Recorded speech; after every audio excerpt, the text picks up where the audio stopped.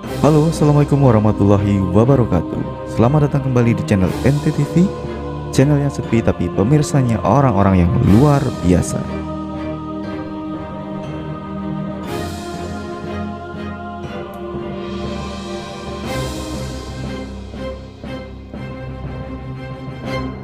Pada kesempatan kali ini saya akan membacakan sebuah cerita yang saya ambil dari sebuah website, yaitu dari gramedia.com, dengan judul artikel cerita horor dan kisah nyata.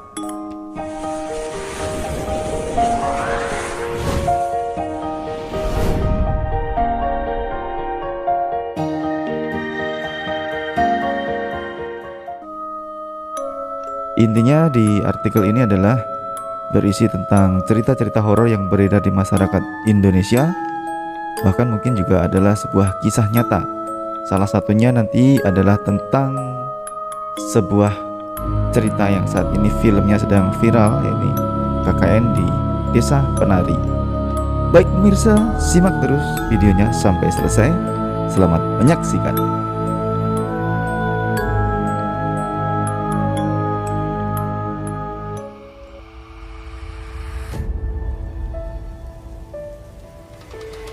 Seperti yang kita tahu bahwa Indonesia memang identik dengan hal-hal mistis.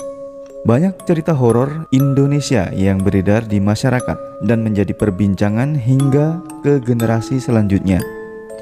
Mulai dari urban legend, mitos, klinik, dan lainnya. Jadi, jangan heran kalau ada banyak cerita seram yang bisa kamu temukan di Indonesia. Uniknya, setiap daerah yang ada di Indonesia memiliki cerita horornya sendiri. Hal ini terbukti dengan adanya berbagai macam hantu yang berasal dari daerah tertentu dan sudah diceritakan secara turun-temurun. Di sini, penulis akan menceritakan beberapa cerita horor Indonesia yang sudah melegenda dan juga cerita yang pernah viral pada masanya. Apakah kamu sudah siap? Yuk simak cerita selengkapnya di video ini.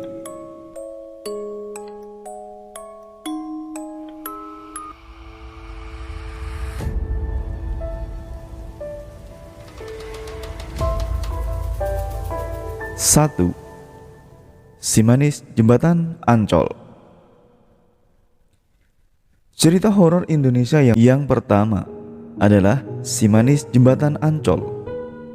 Bagi kamu yang besar di tahun 1990-an, tidak asing mendengar cerita sesosok wanita muda yang ditemukan tewas di kawasan Ancol.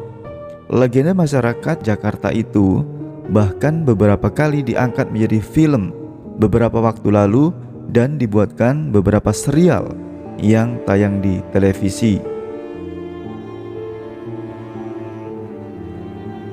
Ada dua versi cerita yang berkembang mengenai kemunculan Si Manis Jembatan Ancol. Versi pertama menceritakan gadis bernama Maryam yang tinggal bersama ibunya di rumah seorang saudagar kaya. Saudagar tersebut jatuh cinta dengan kecantikan dan kemanisannya, namun Maryam menolak dan melarikan diri. Pelarian Maryam sia-sia karena ia bertemu dengan kawanan preman yang memperkosa dan membunuhnya. Lalu jasadnya dibuang di dekat area Ancol.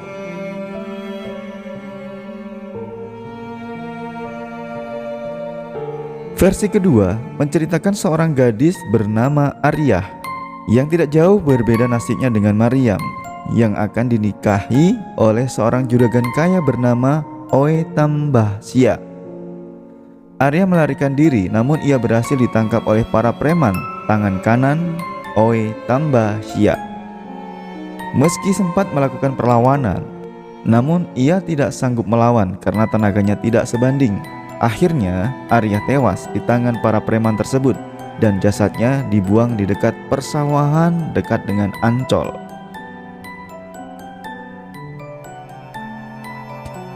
Hingga kini sejumlah orang mengaku pernah melihat sosok Maryam atau Ariyah menampakkan diri di atas jembatan Ancol. Ia digambarkan sebagai sosok berambut panjang dan kehadirannya dipercaya berkaitan dengan terjadinya sejumlah kecelakaan di daerah tersebut. Cerita menyeramkan terkait kehadiran sosok Maryam pernah dialami oleh Mbah Broto, seorang pelukis di daerah Ancol.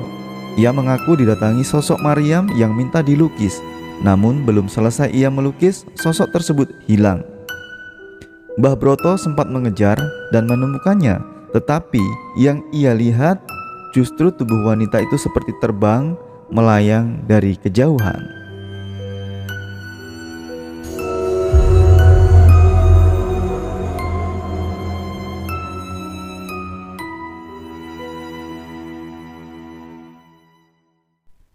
Yang kedua, Nyi Roro Kidul.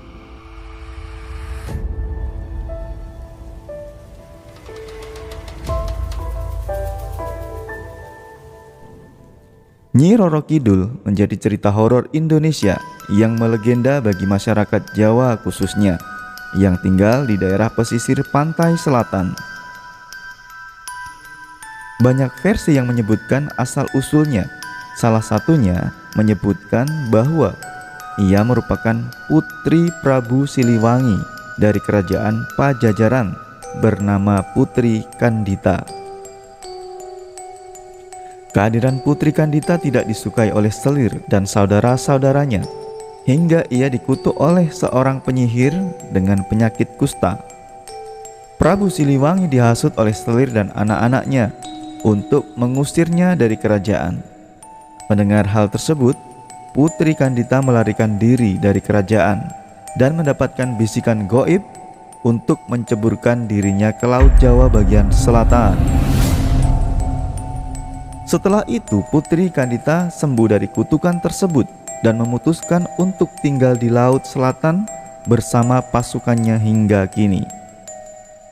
Cerita yang menyeramkan dan melegenda adalah larangan memakai baju hijau ketika berkunjung di pantai selatan. Bagi siapapun yang memakai pakaian hijau di sepanjang pantai selatan, ia akan tertimpa kesialan, yaitu diculik oleh penguasa pantai kidul atau selatan. Pertama, ia akan dijadikan pasukan kerajaan, dan kedua, ia akan dijadikan sebagai pelayan istana Nyi Roro Kidul. Terlepas dari benar tidaknya cerita tersebut, sejumlah masyarakat pesisir Laut Selatan mempercayai mitos tersebut hingga kini.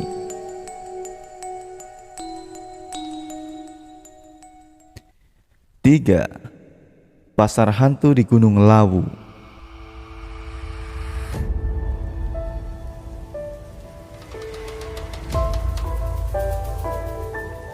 Mendaki gunung adalah kegiatan yang menyenangkan, namun apa jadinya jika hal tersebut menjadi cerita yang menyeramkan? Gunung Lawu adalah gunung yang berada di daerah perbatasan antara Karanganyar, Jawa Tengah dengan Magetan, Jawa Timur, yang banyak dijadikan sebagai objek pendakian. Namun, Gunung Lawu bukan gunung yang biasa, sebab banyak pendaki yang menemukan kejadian mistis di sana. Sejumlah kejadian mistis banyak ditemui, seperti kehadiran pasar di daerah lereng gunung. Cukup aneh karena jarang ada pasar di daerah pegunungan. Namun, pasar yang dimaksud adalah pasar hantu yang terletak di pos 5 pendakian melalui Candi Ceto. Masyarakat setempat mempercayai jika ada yang melewati pasar hantu tersebut dan mendengar suara pedagang menanyai mau beli apa, dan ia harus menjawab pertanyaan tersebut. Jika ditawari sesuatu, maka harus ditolak dan mengambil sesuatu yang ada di sekitar seperti batu. Setelah itu, pendaki juga harus melemparkan uang ke arah sumber suara. Jika tidak, maka ia akan ditimpa kesialan selama berada di Gunung Lawu. Beberapa pendaki yang melanggar pantangan ini dikabarkan tersesat sampai hilang diculik di dimensi lain.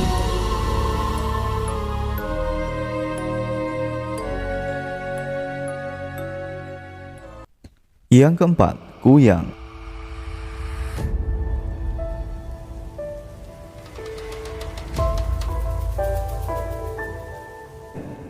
Cerita horor Indonesia lainnya datang dari Pulau Kalimantan, bernama Kuyang. Sosoknya seperti manusia ketika siang hari. dan berbaur dengan masyarakat. Namun, ketika malam hari ia menjelma menjadi hantu yang menyeramkan.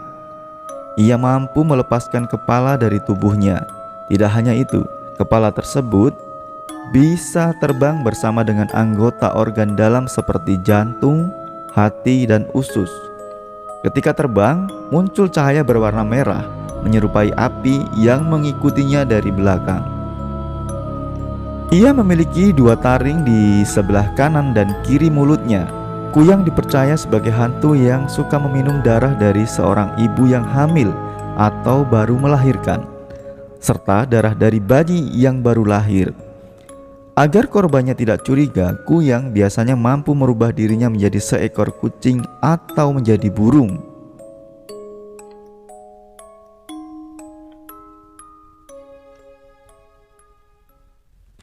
5. Wewe Gombel.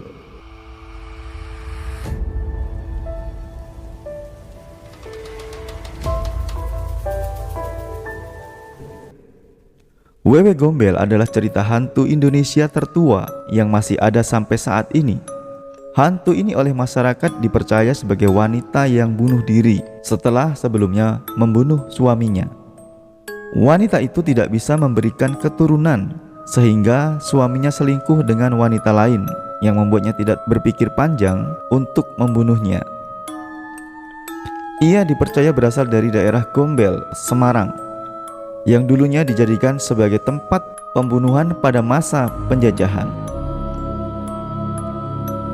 Waktu kedatangan Wewe Gombel biasanya menjelang maghrib, di mana ia akan menculik anak-anak yang berada di luar rumah.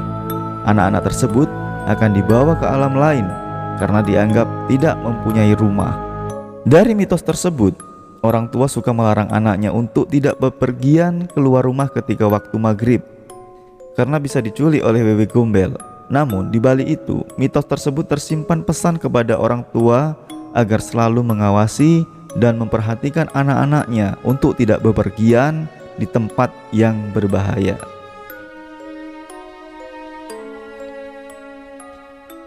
6. Lampor.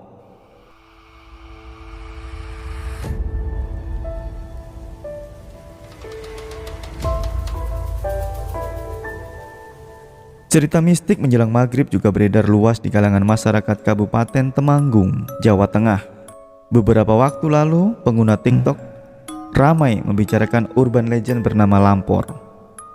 Oleh beberapa masyarakat, Lampor dipercaya sebagai hantu yang membawa keranda terbang yang datang untuk menjemput orang-orang. Sosoknya datang menjelang maghrib. Karena itulah masyarakat Temanggung memilih tinggal di dalam rumah daripada beraktivitas di luar. Ketika diculik Lampor, korbannya tidak akan bisa kembali. Meskipun bisa kembali dengan selamat, namun mereka akan menjadi linglung atau gila. Kehadirannya ditandai dengan datangnya angin kencang yang berhembus dari arah selatan. Cerita mistis tentang Lampor beberapa waktu yang lalu sempat diangkat menjadi film dengan dibungkus cerita yang menyeramkan mengenai sosok Lampor. Lampor digambarkan sebagai sosok berbadan besar berwarna hitam dengan keranda yang terbang di belakangnya.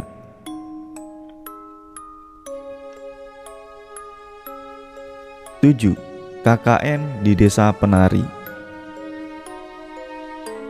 Seorang pengguna Twitter di tahun 2019 pernah membuat gempar karena kisahnya yang menyeramkan.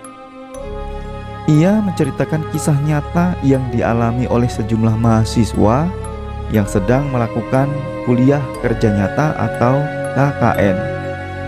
Kejadian tersebut terjadi 10 tahun yang lalu, di mana 2 orang anggota KKN menghilang secara misterius. Dikisahkan tim KKN tersebut mengambil lokasi di Desa Penari sebagai tempat mereka untuk melakukan kegiatan. Di tengah pelaksanaan, mereka mengalami kejadian-kejadian misterius yang tidak bisa dijelaskan oleh akal sehat.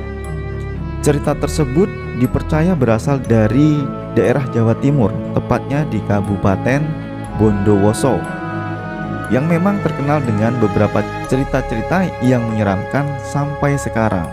Namun, kebenarannya apakah lokasi tersebut adalah Bondowoso masih banyak diperdebatkan hingga saat ini karena banyak disangkal oleh netizen. 8. Bus hantu jurusan Bekasi, Bandung. Cerita horor selanjutnya datang dari cerita yang pernah viral beberapa waktu yang lalu di dunia maya. Kisah tersebut adalah tentang bus hantu yang terjadi pada pemilik Instagram @hebosto yang diunggah kembali oleh pemilik akun Twitter @spokysisi. Di dalam cerita tersebut mengisahkan tentang Hebosto yang naik bus dari Bekasi menuju Bandung pada malam hari. Pada awalnya ia merasa biasa saja ketika naik bus tersebut. Namun lama-lama ia merasa bahwa ada yang aneh, ada hal yang tidak beres di bus itu. Ia melihat bahwa semua orang yang ada di dalam bus memiliki wajah pucat dan ketika itu tiba-tiba tercium bau anyir. Hingga pada akhirnya ia memutuskan untuk merekam suasana yang ada di dalam bus tersebut menggunakan smartphone miliknya. Akan tetapi hasilnya sungguh mengejutkan. Di dalam rekaman tersebut tidak tampak seorang pun yang ada di dalam bus kecuali si pemilik HP tersebut. Padahal ia melihat semua kursi yang ada di dalam bus penuh dengan penumpang. Kemudian ia akhirnya memutuskan untuk tetap diam dan menunggu hingga bus tiba sampai tujuan. 9. Bercak darah di lantai SMA Tugu di Malang.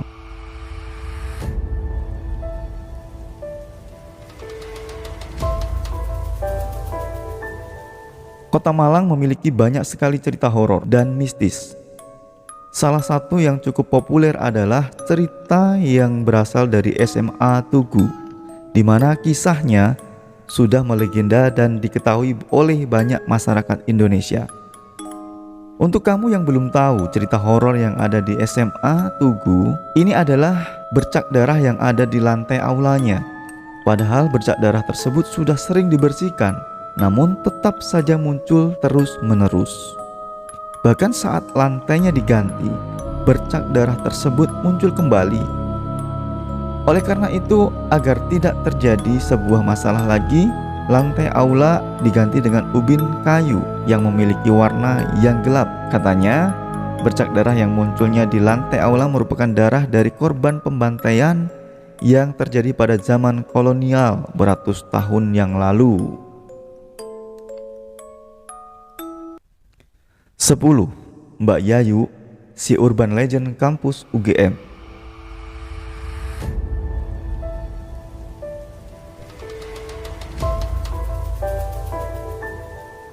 Selain sekolah, kampus universitas juga seringkali menyimpan banyak cerita horor di dalamnya. Salah satu yang cukup populer adalah cerita Mbak Yayu yang ada di Universitas Gadjah Mada. Di universitas tersebut terdapat urban legend yang bernama Mbak Yayu. Hantu yang satu ini sudah dikenal oleh semua mahasiswa UGM. Sosoknya seringkali terlihat pada malam hari. Anehnya, Mbak Yayu selalu terlihat oleh siapapun, baik itu CCTV maupun mahasiswa yang masih berada di kampus saat malam hari. Namun, sebenarnya sosok dari hantu ini tidak terlalu menyeramkan, sebab ia memiliki penampilan yang biasa saja seperti mahasiswa pada umumnya. Akan tetapi, yang membuatnya terlihat menyeramkan adalah tatapan matanya yang kosong dan juga wajahnya yang selalu terlihat pucat.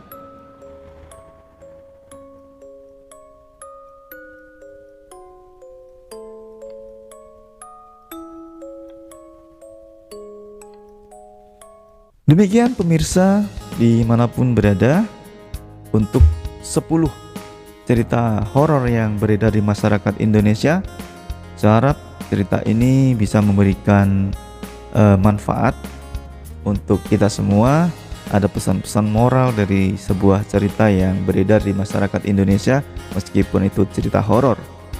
Tetap setia dengan tayangan-tayangan di channel saya, meskipun channelnya sederhana. Saya harap channel ini bisa memberikan manfaat untuk para pemirsa semua.